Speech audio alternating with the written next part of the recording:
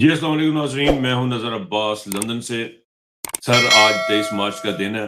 23 مارچ کا دن بڑا امپورٹنٹ دن ہوتا ہے۔ 23 مارچ کو ہمارے اندر ایک جذبہ ابھارا جاتا ہے کہ ہم پاکستانی ہیں اور پاکستان ہمارا دیش ہے اور ہم پاک فوج کے جوان ہیں، ہر گھڑی تیار کامران ہیں۔ اور اس کا کشمیر ہمارے ذہن میں آتا ہے، کشمیر کی آزادی ذہن میں آتی ہے، کشمیر کو آزاد کروانا ذہن میں آتا ہے۔ ہمارے ذہن میں آتا ہے کہ ہماری پاک فوج نے جا کے فلسطین کے مظلوم عوام کو اور بیت المقدس کو آزاد کروانا ہے۔ ہمارا جو قبلہ اول ہے مسلمانوں کو، اس کو آزاد کرنا ہے۔ تو یہ سارا کچھ 23 مارچ میں ہمارے دماغوں میں آتا ہے۔ لیکن اس 23 مارچ میں ہمارے دماغ میں ایسی کوئی چیز نہیں آئی، کیونکہ ہمیں پتہ لگ گیا کہ بھجن یہ سارا ہمارے سے ڈرامہ ٹپوسلا کر کے سب کو انہوں نے سر اپنے ٹور ٹار کے چکر میں بنایا ہوا تھا، اپنے آپ کو گلوریفائی کرنے کے لیے، اپنے آپ کو بڑا بنانے کے لیے کہ ہم پتہ نہیں کیا چیز ہے، وہ اس لیے انہوں نے بنایا ہوا تھا۔ تو ہوں اس 23 مارچ میں ساڈے ہاتھ پلے کھ بھی نہیں آئے گا، میرے تو کم از کم ذہن میں کچھ نہیں آیا۔ اگر کسی کے ذہن میں کچھ آیا تو مجھے ضرور بتائیں، کیونکہ 23 مارچ میرے لیے بالکل آرڈنری سا دن بن کے رہ گیا۔ لیکن اس 23 مارچ میں ایک چیز ہوئی ہے۔ آگے اس پہ بات کرنے سے پہلے بتانا چاہتا ہوں کہ میں آیت اللہ خامنئی کی جو شہادت ہوئی، جو پاکستان کا میڈیا جس طرح چل رہا ہے، ٹرینڈ بنا رہا ہے، اس کے اوپر بات کرنا چاہتا ہوں۔ عاصم منیر کی حمایت میں ایک پروٹیسٹ ہوا، اس کے اوپر بات کریں گے۔ اور عمران خان کی جو قید ہے، جو عمران خان کا ٹویٹ ہے جس پہ انہوں نے ذکر کیا، کچھ باتیں اس کے اوپر کریں گے۔ بات میں کر رہا تھا 23 مارچ کی۔ 23 مارچ کو اب جو ہمیں جو خبریں ہیں وہ 23 مارچ کی یہ ہیں کہ 23 مارچ کی پریڈ کا تو مجھے نہیں پتا وہ ہو رہی یا نہیں ہو رہی، لیکن یہ ضرور ہو رہا ہے کہ 23 مارچ والا دن عمران خان صاحب کو صبح صبح ہاسپٹل لے کے جایا گیا، لے جا کر وہاں پہ تیسرا انجیکشن لگایا گیا۔ اب عمران خان صاحب کی کیا سچویشن ہے کسی کو نہیں پتا، ان کی کیا رپورٹس ہیں، ڈاکٹر ان کو کیا کہہ رہے ہیں کسی کو نہیں پتا، ان کو تیسرا ٹیکہ لگانے کی واقعتاً ضرورت ہے یا نہیں ہے کسی کو نہیں پتا۔ ان کو کسی کو نہیں، یہ صرف یہ خود ہی لے کے گئے ہیں، خود ہی جا کے ٹیکہ لگوایا۔ یہ جی 23 مارچ کی ساری سٹوری۔ اور عمران خان صاحب کی اس دوران جو ٹویٹ ہے وہ بڑی امپورٹنٹ ہے۔ ان کے ٹیکے کے، ان کی صحت کے بارے میں لا علمی، کمپلیٹ لا علمی، بلیک آؤٹ ہے، کسی کو کچھ نہیں پتا وہاں پہ کیا ہو رہا ہے کیا نہیں ہو رہا۔ اس لیے اس کے اوپر اچھا ایک چیز مجھے ہے کہ یہ جب آپ کو یہ پتا کہ تیسرا ٹیکہ اگر یہ جو ہماری قیادت ہے یہ کیا کر رہی ہے، گوہر صاحب کیا کر رہے ہیں، پی ٹی اے کی جو مین لیڈرشپ ہے یہ کیا کر رہی ہے، ان کو نہیں پتا تھا کہ یہ تیسرا ٹیکہ لگنا ہے یا کوئی ایسی چیز ہونی ہے۔ اور عمران خان کی صحت کے معاملات پہ خاموشی کیوں، ٹوٹل بلیک آؤٹ کیوں ہے پاکستان تحریک انصاف کی جانب سے، اتنی خاموشی کیوں ہے، ان کو پتا نہیں تھا۔ اگر ان کو جانا چاہیے تھا، ان کو پتا ہونا چاہیے تھا کہ یہ تیسرا ٹیکہ لگنا ہے۔ اندر سے بے شمار خبریں نکل دی اسلام آباد پنڈی میں، ہمارے پاس یہاں لندن تک پہنچتے گلیاں ہوئی سڑک کر پڑی ڈگ پہ نہیں سمندر دے، لیکن آپ کے پاس تو بڑی فریش رپورٹس ہیں، تھیں اور ہیں۔ اور آپ کو وہاں پہ ہونا چاہیے تھا، آپ کو گھراؤ کرنا چاہیے تھا، پیمس کے ارد گرد رہے، اسلام آباد میں رہے۔ ایک چھوٹا سا لڑکا اس نے ویڈیو بنا لی تھی، تو آپ کو وہاں پہ پہنچنے میں کیا پرابلم ہو سکتی، لیکن آپ نے ہمیں کوئی ایسی ایکٹیویٹی نظر نہیں آئی وہاں پہ۔ عمران خان صاحب کا ٹویٹ آیا اور ٹویٹ میں انہوں نے پاکستانی قوم کو مبارکباد دی، اس کے اوپر سب لوگوں نے بات کی۔ اب لیکن تھوڑا سا مزید جو چیز سامنے آئی ہے وہ یہ ہے کہ عمران خان صاحب نے ججز کے اوپر تنقید کی ہے، پاکستان کی جوڈیشری کے اوپر بڑی تنقید کی ہے، پاکستان کے ججز کو یہ ثابت کرنے کی کوشش کی کہ بھائی جان میں نے یہ راستہ جہاں سے میں نے نکلنا ہے، یہ وہ راستہ جو عمران خان بعزت طور سے یہاں سے نکلنا چاہتا ہے، یہ وہ راستہ جس پہ عمران خان نکل کے باہر آنا چاہتا ہے۔ وہ اپنے دامن پہ ایسا کوئی داغ نہیں لگانا چاہتا کہ جس سے یہ تاثر ملے، یا ایسی کوئی بات جس طرح نواز شریف شباز شریف کرتے ہیں، وہ ایسا کوئی کام نہیں کرنا چاہتا۔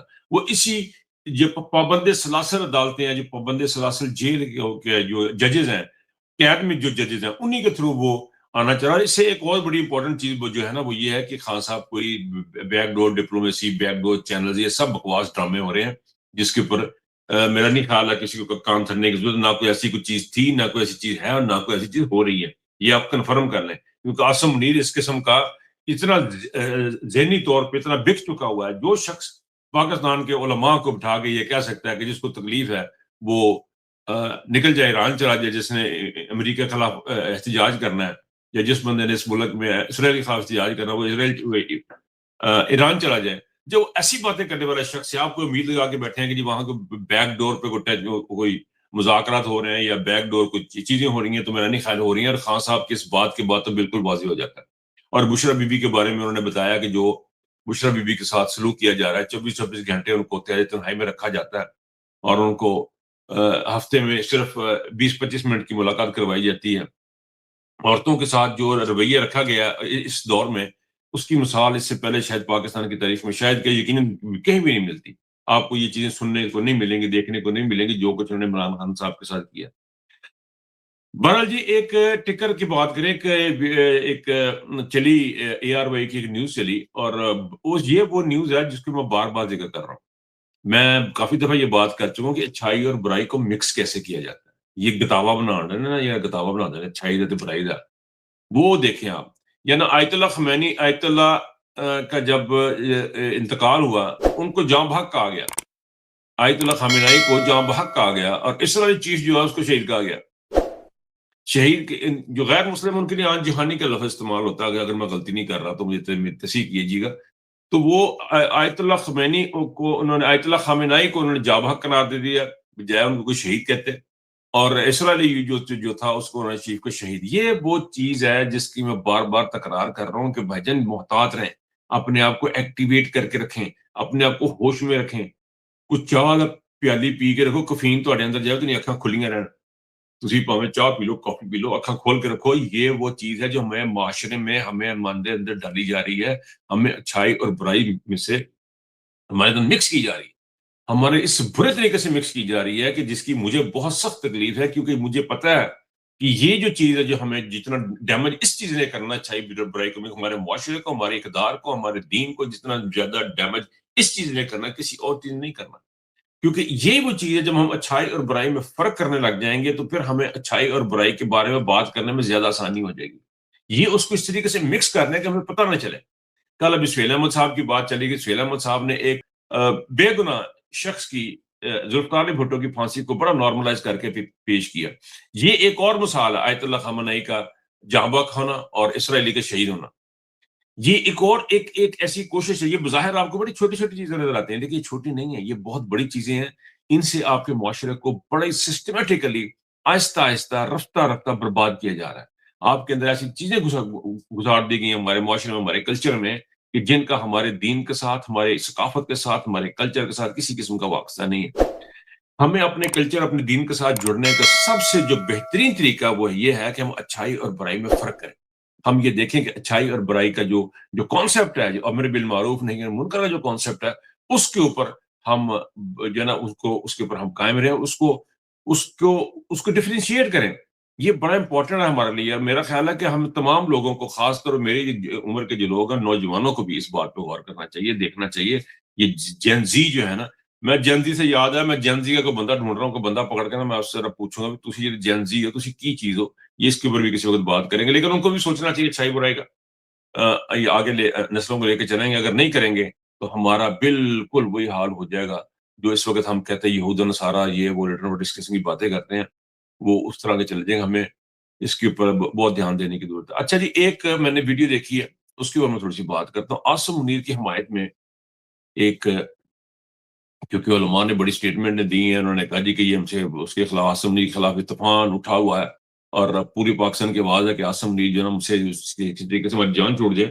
تو اس کے اوپر انہوں نے، یہ غالباً مستونگ کا علاقہ ہے، وہاں پہ سر میں نے ایک ویڈیو دیکھی جس میں 6 بندے ہیں ٹوٹل، میں 5 یا 6 بندے جنہوں نے بینر اٹھایا ہوا ہے، 3 یا 4 اس میں فوٹوگرافر ہیں، اور باقی سارے پولیس والے ہیں جو ان کی حفاظت کے لیے پیچھے چل رہے ہیں یا کیا ہے. وہ نعرے لگاتے جا رہے ہیں، اسلام زندہ باد، پاک فوج زندہ باد. مجھے نہیں سمجھ آتی پاک فوج کو مرد آباد کس نے کہا ہے. پاک فوج کو زندہ باد کے لیے آپ نے انسلٹ کی ہے میرے خیال میں پاک فوج کی. یہ جو پروٹیسٹ اس طرح کا کسی نے بھی آرگنائز کیا یا آرگنائز کروایا، یا ان کا کور کمانڈر تھا وہاں کا، یا میجر تھا، یا کرنل تھا، جس کسی نے بھی یہ کام کیا، اس نے بہت ہی بھنڈی حرکت کی ہے. پاکستانی فوج کو پھر ایک دفعہ سے پھر ذلیل کیا گیا، اور مسلسل ذلیل کر رہے ہیں پاکستانی فوج کو. یعنی پاکستان فوج کا حال یہ بتا رہے ہیں جی کہ 6 بندے ان کی بیک میں ہیں. یہاں پہ تو لاکھوں کا اجتماع ہونا چاہیے تھا پاک فوج کے لیے. پاک فوج کے لیے تو ہزاروں لوگ نکلنا چاہیے تھے. عاصم منیر کا اتنا پاپولر شخص ہے، تصویر عاصم منیر کی لگائی ہوئی ہے، اور باتیں پاک فوج کی ہو رہی ہیں. یعنی یہ بتا رہے ہیں کہ پاک فوج ہی عاصم منیر ہے، اور عاصم منیر ہی پاک فوج ہے. تو میرا نہیں خیال کوئی ایسی چیز ہے. یہ عاصم منیر صرف ایک وہاں کا ملازم ہے، اور فوج ایک بہت بڑا ادارہ ہے. بہرحال یہ کوشچن مارک اچھے، یہ مجھے بہت افسوس ہے کہ انہوں نے ذلیل کرایا فوج نے بھی، کہ فوج کے پیچھے جو بندے نے وہ بس 4-6 رہ گئے نے، باقی تو سب کوئی نہیں آگا. یہ تو اسی بات کا، یہ تو یہ ایک قسم کی ایڈورٹائزمنٹ انہوں نے کی ہے کہ پاک فوج کے پیچھے بندہ کوئی نہیں رہ گیا. पाक फौज के पीछे बंदे कौन नहीं रह गए, पाक फौज बिल्कुल ज़िलो रुसवा हो चुकी है। पाक फौज को ज़लील करवाने वाला जो शख्स है आसिम मुनीर, उसकी तरफ लोगों का ध्यान नहीं जाता। लेकिन ये एक बात कन्फर्म हो गई है कि मुझे नहीं अब लग रहा कि ये आने वाले कुछ सालों में या दहाइयों में, अगले 50-100 साल में भी ये है कि पाक फौज दोबारा अपने आप को क्लियर के अपने आप को बहाल कर पाएगी, अपनी इज्जत को। डंडे के जोर पे आप जो मर्जी कर लें, डंडे के जोर पे कमजोर आदमी के ऊपर आप जो मर्जी कर लें, किसी बंदे को आप खाना ना दें, रोटी ना दें और उसकी अब आप हुकूमत कर लें, तो वो एक अलग बात है। वो एक अलग स्टोरी है। लेकिन इस वक़्त सूरत-ए-हाल ये है कि अब 6-7 बंदे ही रह गए हैं, जो कि पाक फ़ौज ज़िंदाबाद के नारे लगा रहे हैं। यहाँ पे लाके रख दिया पाकिस्तान की उस फ़ौज को इन्होंने, जरनैलों ने, अपने मफादात की खातिर, अपने गंदे घिनौने गेमों की खातिर, अमेरिका और यूरोप की हमायत की खातिर, अपने प्लाटों की खातिर, इन्होंने रुपए पैसे की खातिर, डॉलरों की खातिर यहाँ पे लाके खड़ा कर दिया कि अब आपको 6-6, 7-7 बंदे इकट्ठे करके और बैनर पकड़ा के और आपको ये नारे लगाने की ज़रूरत है। आगे 3 फोटोग्राफ भजने मैं तो फोटोग्राफर ने समझ नहीं आ रही, खुदा दे बंदेओ ਇਹਦੇ ਚ ਹੈ ਕੀ ਚੀਜ਼ ਦੀ ਫੋਟੋਆਂ ਖਿੱਚਣੀਆਂ ਨੇ, ਤੁਸੀਂ ਜਲੀਲ ਹੀ ਹੋਵੋਗੇ। ਔਰ ਇੱਕ ਬਹੁਤ ਹੁਸ਼ਿਆਰ ਉਹ ਉਸਨੇ ਪਰਿਓਂ ਜਾ ਕੇ ਫੋਟੋ ਬਣਾ ਲਈ ਉਹਨੇ कहा अटैच जी टोटल है बंद जी टोटल, और वो फिर लग भी गई है। तो ये सूरत हाल है सर। मैं ज़्यादा चाहूँगा, अपना बहुत ख्याल रखिएगा। अल्लाह हाफ़िज़।